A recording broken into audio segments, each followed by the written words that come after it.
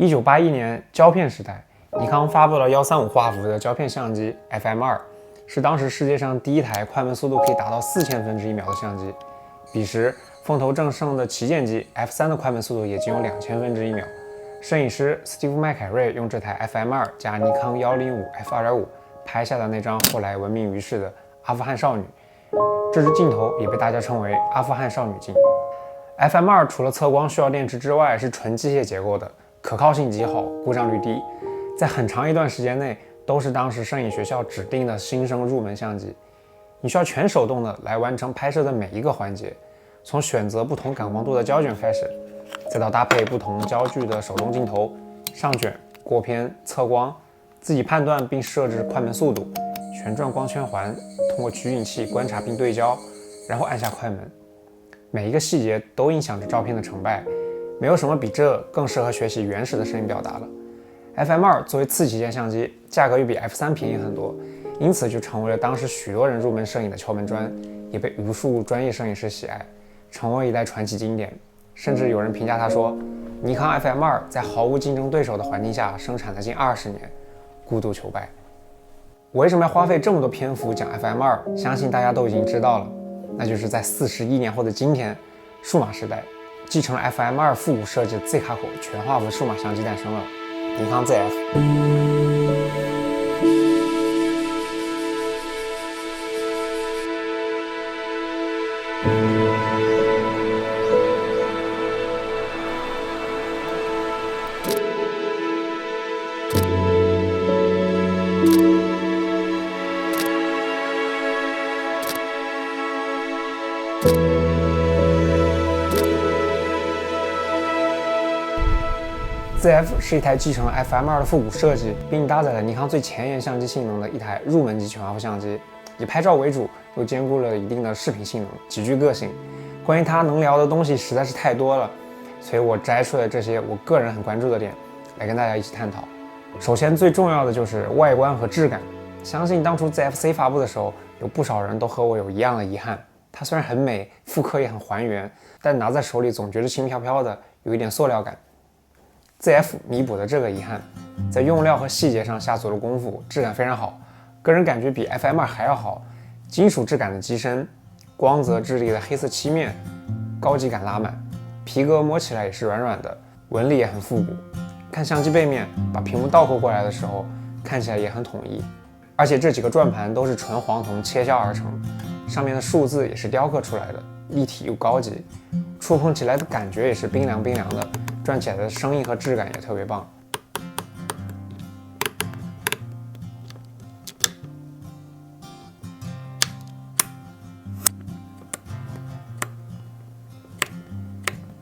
它的重量比 ZF-C 重了很多，加上电池、储存卡一共710克，比 FM2还要沉一些，跟 F3的感觉差不多。我觉得这个重量是刚好的，不知道女生会不会觉得太重。而且 ZF 还弥补了 ZF-C 快门按钮上没有快门线插口的遗憾，加上三脚架、眼看取景器，按下快门线，仪式感满满。好像发现一个问题，这是个装饰，这没有用啊。同样也有一个显示光圈的小监屏和视频录制按键。说实话，要不是有这俩东西，我都有几次没有在第一瞬间分出来这两台机器哪个是胶片。不过要注意的一点是，像是 FM2、F3 这样设计的胶片相机，本身的长时间握持舒适度就不好。这台重达710克的 ZF 也是一样，即使是采用了 F3 一样的小手柄设计，我在过去的2周都是挂上肩带，用最传统的方式背着它出去的。你知道我现在想说什么吗？是啥呀？每一个男生都应该有自己的包包。哇，你这还是双肩包？是。我能看看你那个肩膀的包包吗？这个。你更喜欢哪个呢？小孩子才做选择。我觉得每个喜爱摄影的男孩们都应该有属于自己的包包。这次尼康新发布的6种颜色的 ZF 包，大家最喜欢什么颜色呢？我觉得这个蓝灰色 YYDS。ZF 用上了最新的旗舰机处理器 EXP 的7，对的，你没有听错，和 Z8、Z9 同款的那个，并且会用它的强大算力进行深度学习。即使在使用手动镜头的时候，也可以自动识别出人啊、动物这样的拍摄对象。当然，你需要慢慢转动对焦环，等画面变得不那么模糊的时候，对焦框才能开始工作，点击放大按钮就会自动放大到对象身上， ZF 除了对焦点不如 Z8Z9 多，只有299点之外，就连识别对象这种对焦系统也是和旗舰机是一样的，包括 3D 跟踪对焦。如果你和我一样喜欢用手动镜头慢慢拍的话，用上转接环，你就可以获得超大规模的高性价比镜头群。我这次拍摄的样片绝大部分都是用手动镜头拍摄的，有这支超高颜值的高画质45毫米 f2.8P， 还有这支200毫米的 f4 定焦，还有这种高性价比一轴镜头30毫米 f2.8， 都是原图支出。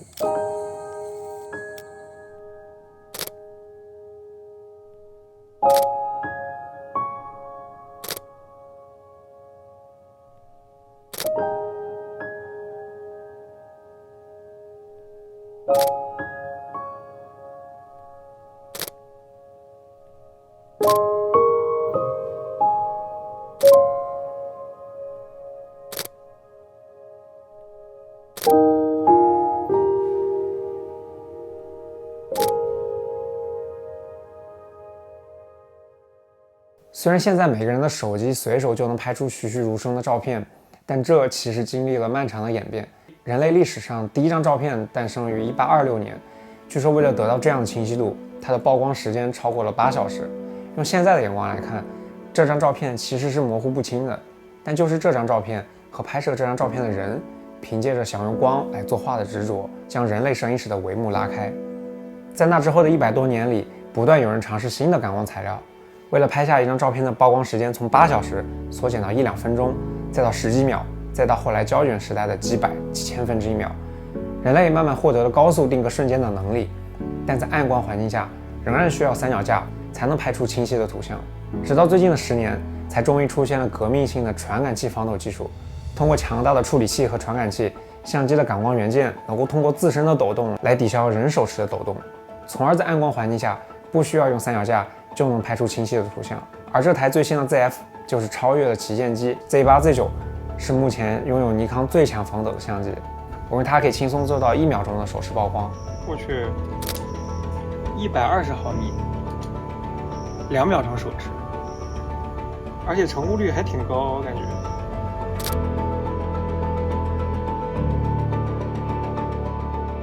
你也可以转接使用老镜头来开启防抖，不过效果会打些折扣，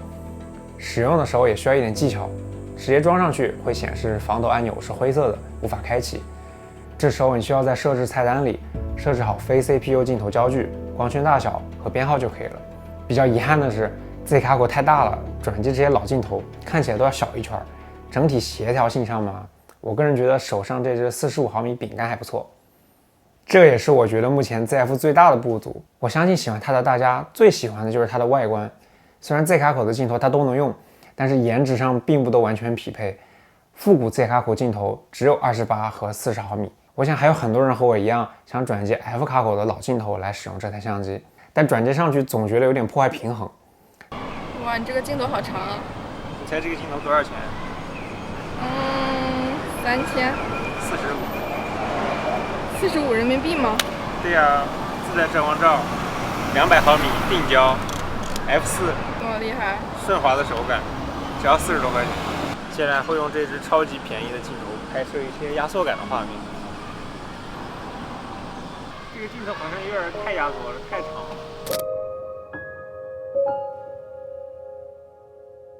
这是200毫米 F4 定焦，尼康 F 卡口的第10支镜头，诞生于1961年。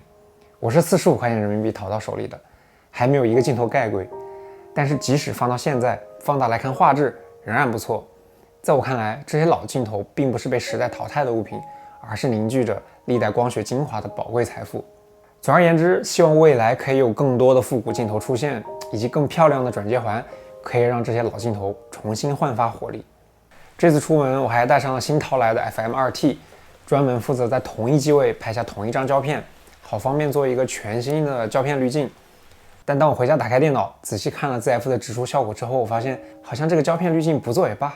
我印象中尼康的直出效果不是这样的，感觉是更高对比度、更高饱和度的风格。直到我发现这次阴差阳错把优化标准设置成了自然。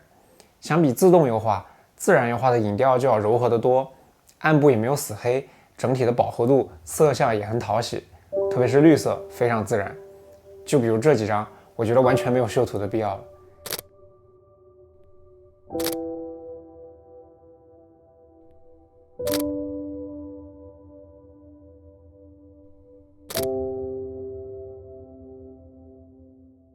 在这里跟大家分享一个很重要的技巧，就是白平衡的设置。错误的白平衡会从根本上毁掉直出效果。一般来说，前一天以及日出日落前后的蓝调时间，可以把白平衡固定在自然光自动白平衡这一档，但唯独在森林里一定要固定在晴天白平衡，要不然就拍不出深绿的感觉了。以及某些场景可以手动设置白平衡，故意造成偏色的效果，来达到特殊的色彩表现。比如室内拍的这些料理，把白平衡手动设置在大概4700K， 稍微偏绿一点，和 FM2 拍的胶片就很接近了。灵活运用这些基础功能，其实就能很大程度上提高直出的效果。话说回来，胶片拍都拍了，我也还是做了一些参考，做了一个改良版的自然风格滤镜，就叫它 Lynx 自然好了，特别适合这些蓝天草地的场景。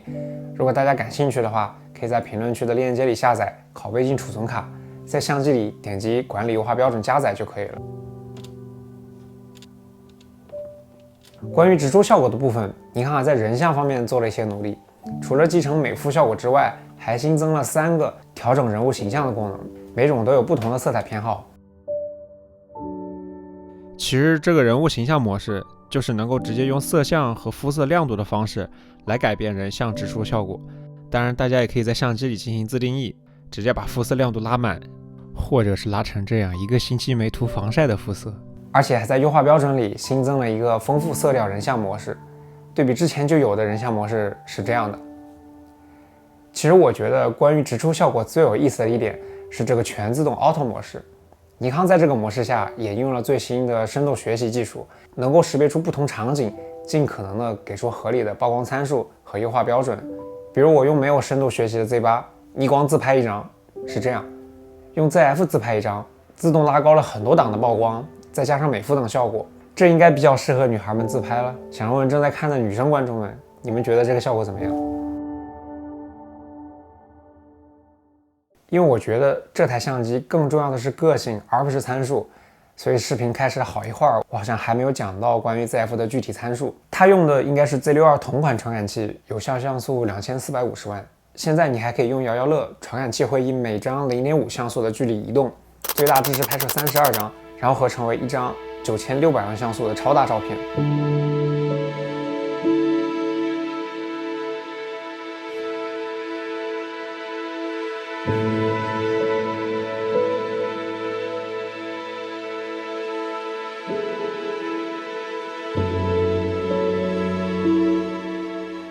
是的，尼康也终于有摇摇乐了，没有想到第一次出现居然是在 ZF 上。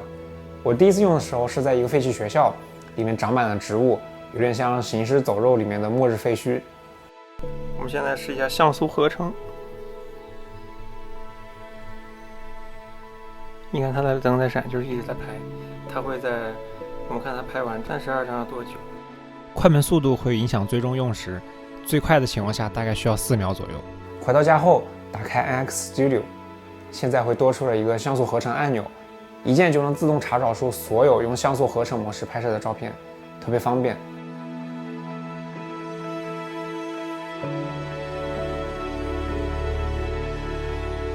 合成后我发现叶子还是会有轻微的晃动，合成出来就会有这样的彩虹纹，动静比较大的时候就会有这种虚影。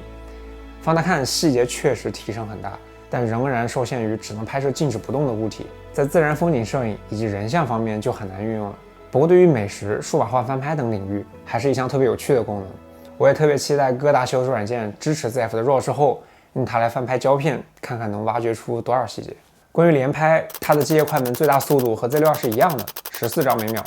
但新增了一个每秒30张的 JPEG 电子快门模式。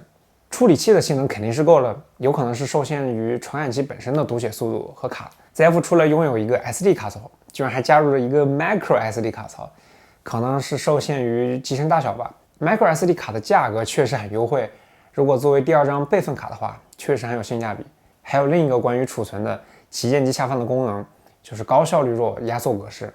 以往 Z62 一张14比特无损压缩 RAW 的大小在28MB 左右，而用上了高效率压缩 RAW 的在保持几乎画质不变的情况下，把体积缩减到了18MB 左右。这样一来，比如原本一张卡在 Z62 上只能拍摄1000张，但在 ZF 上就能拍摄1500多张，对家庭硬盘的储存压力也会小很多。看来尼康是要把这个功能下放给未来更多的非旗舰机型。好评。关于 ZF 照片的宽容度，因为各大修图软件还不支持，所以只能用尼康自己的软件来试试看，是这样的效果。接下来就要提到高感表现了，这是目前尼康相机里高感最好的机器。据说 EXP7 的算力让 ZF 在这方面的表现更加出色。比如这张照片 ISO4000，看起来还是挺干净的。如果再搭配上大光圈镜头和 ZF 的防抖系统，完全可以做到手持拍摄夜景了。现在一起来看看不同 ISO 下的表现如何吧。大家觉得 ISO 多少是你能够接受的极限呢？这个高感表现不局限于照片，视频也是。ZF 最高可以内录 4K 60帧的10 bit Analog 视频，但是会有1.5倍的裁切，所以我还是 4K 30帧用的比较多，这样能够获得广角画面以及 6K 的超彩清晰度。当我们晚上拍摄视频，把 ISO 从5000调整到6400的时候，就会发现神奇的事情。ISO 6400 ，ISO 6400，刚刚满屏的噪点突然就变干净了。ZF 和 Z62 一样，拥有第二档6400起跳的双原生 ISO， 而且现在也终于不用外录了。这样的视频拍摄性能在2023年来说并不算是高规格，但也丝毫不影响你用它记录下这些美好的画面。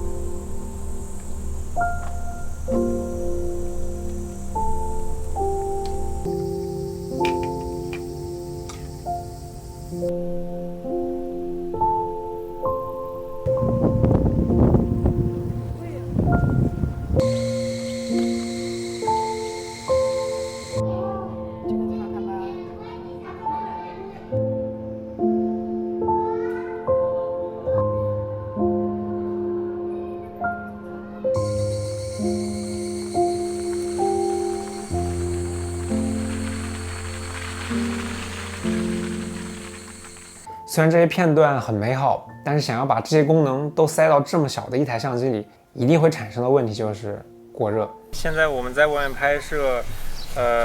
温度是38度，在这种温度下，用 ZF 即使是拍照，它也会出现黄色的那个高热的标志，但是不会中断你去拍摄，但是它会出现这么一个标志，而且相机摸起来很烫。但是呢，这一台胶片相机它也烫。说明现在的温度其实是超过了相机的使用温度的。本来就是黑色的嘛，它黑色的地方会更多更稀了，就是你是个东西黑的，你放大它都热。不知道是不是因为我这两台是测试样机啊，有一天下雨，温度大概只有26、7度的时候，即使是只拍照也会出现黄色高温标志，相机本体摸起来也热热的，这应该就是 EXP7 带来的副作用吧。不过也可以很负责任的告诉大家，在我们这样以记录生活、旅行为目的的中等强度拍摄的情况下，目前还没有出现过因为过热强制关机的情况，只是相机本身会越用越烫，这点感受确实不是很好。不过通过下雨那几天，我知道它可能不太耐热，但一定耐用。大家可以看这个雨有多大。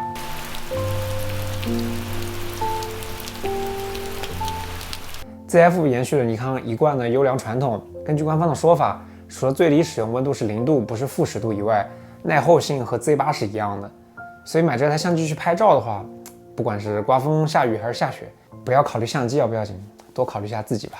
其实原本我只期待着尼康能够做出一个全画幅版本的 ZF-C， 并且提升质感，但是没有想到它还搭载了这么多新东西，新滤镜呀、摇摇乐呀，甚至是深度学习。在这里我得说，其实还没有完，还有很多从旗舰机上下放过来的功能，我在这里帮大家捋一遍。之前 Z8 独占的 HLG 照片功能，以及机内拍完延时就能直接生成10比特 HLG 的延时短片，拍星星一键开启星光视图，省去了长曝光好几张测试的时间，方便快速构图。Z8Z9 独占的预拍摄功能，能够捕捉按下快门前错失的精彩瞬间，我是怎么都没有想到 ZF 居然连这个都有。还有竖屏显示、视频拍摄的时候的示波器、传感器防尘技术等等，这些未来的新机器也有很大的可能标配吧。讲了这么多，这期视频也终于快到了结尾，还有最后一个功能，也是我最喜欢的，私心想留到最后跟大家讲。在2023年的今天，我们理所当然的用各种设备，随手就能拍下跟现实几乎一模一样的彩色照片。但在200年前，摄影刚刚诞生的时候，甚至直到那之后的110年内，摄影都是以记录黑白的方式存在的。当我们抛去色彩，只集中在光影上面的时候，世界会变得有何不同？如果你想感受一下摄影前半生的魅力，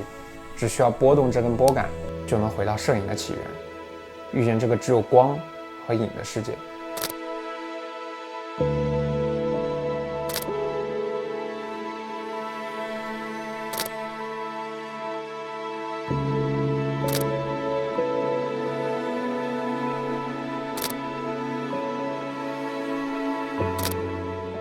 ZF 在视频和照片切换的拨杆旁边又加了一个黑白模式，可以一键切换。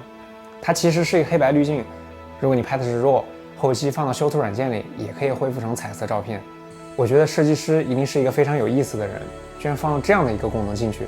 让我有一种返璞归真的感觉。刚学摄影的时候，我理所应当的就觉得彩色照片比黑白更有表现力，但我后来才知道，黑不仅仅是一种颜色，白也有很多种白。光影塑造了不同的明度变化，黑白摄影是一个庞大的世界。在那个只有黑白写真的年代，无数摄影大师就像是魔法师一样，利用光影拨开冗余，呈现出巨大的生命力。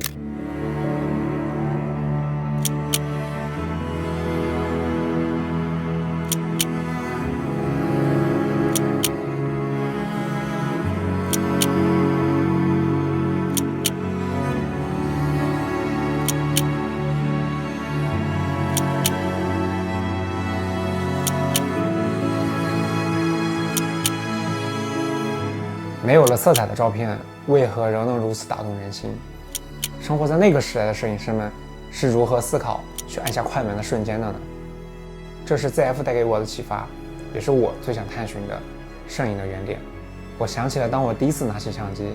第一次按下快门的时候，信奉的真理：